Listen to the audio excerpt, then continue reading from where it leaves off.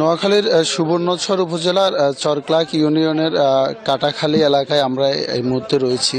এটি কিন্তু একটি ঘাট, আপনারা আমার পিছনে দেখতেই পাবেন যে এই কাটাখালী যে ঘাটটি রয়েছে সেই ঘাটটি গত কয়েক মাসের আসলে যে মেঘনা নদীর তীব্র ভাঙন, সেই ভাঙনের ফলে কিন্তু অনেকটাই বিলীন হয়ে গেছে। আমি একটু জানিয়ে রাখি যে চরক্লাক, মোহাম্মদপুর, সুবর্ণচর এই দুইটি ইউনিয়নের বিভিন্ন এলাকায় কিন্তু মেঘনা নদীর যে আগ্রাসী ভাঙন, সেই ভাঙনের ফলে কিন্তু অনেক এলাকায় বিলুপ্ত হয়েছে। আমরা ঠিক এই কাটাখালী ঘাটের আশপাশে দেখতে পাচ্ছি যে বিভিন্ন বসত বাড়ি, স্থাপনা, সড়ক এবং কাঁচা গাছপালা কিন্তু অনেকটা ভেঙে পড়ে আছে। তো আমরা এখানকার লোকজনের সাথে কথা বলেছি, তারা বলছে যে আসলে গত কয়েক বছর ধরে এখানে অনেক জনপ্রতিনিধি ছিলেন এবং তারা এসেও ছিলেন, আশ্বস্ত করেছিলেন, কিন্তু স্থায়ীভাবে ভাঙন রোধে কিন্তু তারা কোনো ব্যবস্থা গ্রহণ করেননি। এছাড়া এখানকার যে স্থানীয় লোকজন রয়েছেন তারা কিন্তু এক একজন লোক কিন্তু একাধিকবার ভাঙনের কবলে পড়েছেন।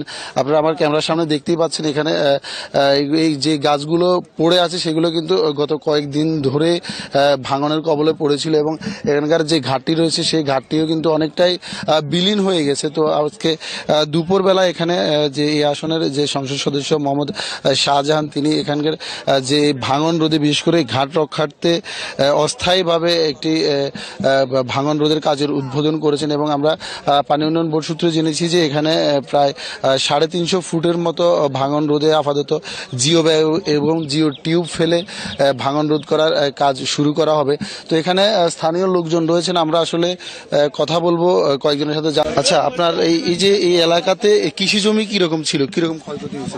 এই এলাকাতে আমরা শত শত একর ফসলি জমি ছিল, কৃষি জমি ছিল। এগুলো এক সময় মানুষ এখানে কৃষি নির্ভরশীল আসিল, বিভিন্ন শস্য আবাদ হইতো, সবজি চাষ হইতো। এখন যে নদী যেভাবে ভেঙে গেল অল্প বিগত কয়েক বছর ভিতরে নদী যেভাবে ভাঙলো, তখন এবার মানুষের হাজার হাজার ঘর বাড়ি ক্ষয়ক্ষতি হইলো, ফসলি জমির ক্ষতি হইলো। এমনকি মানুষ এখানে অনেক স্কুল ছিল, মসজিদ ছিল, মাদ্রাসা ছিল, এগুলো সব ভেঙে অল্প দিনের ভিতরে সব নদীর সাথে সব বিলীন হয়ে গেছে।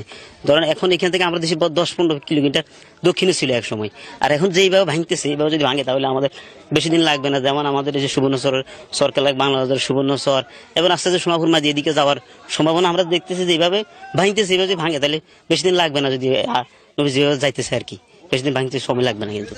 আচ্ছা, আমরা আরেকটু জানতে চাইবো যে যেহেতু সামনেই বর্ষা, খুবই বর্ষাকে সামনে রেখে যেহেতু বড় কোনো প্রকল্প আসে নাই, যে অস্থায়ীভাবে যে ভাঙন রোধে যে কাজটা নেওয়া হয়েছে এটি আসলে কেমন ফল দিবে, আর আপনারা আসলে স্থায়ীভাবে কি চাচ্ছেন?